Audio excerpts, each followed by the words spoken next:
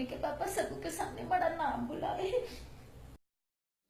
Hello, hi my fans, my dear dear fans, मैं हूं आप लोगों के साथ आरुष।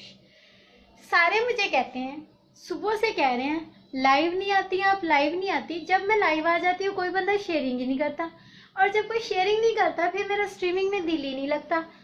तो आप लोगों को अगर मेरी इतनी याद आती है और आप लोग चाहते हो कि मैं लाइव आऊं, तो फिर आप शेयरिंग किया करो ना। आप लोग शेयरिंग के लिए कुछ लोग हम ही भरे और मुझे ज़्यादा से ज़्यादा व्यूवर्स दें, ज़्यादा से ज़्यादा ग्रुप्स में आप वीडियो को मेरी को शेयर करें, तो फिर मैं लाइव आ जाऊंगी। मुझे तो कोई मसला नहीं है, ठीक है ना? ठीक है, बताइएगा ज़रूर। ओके, एम अरुष, पेज भी नाम भी। Bye bye.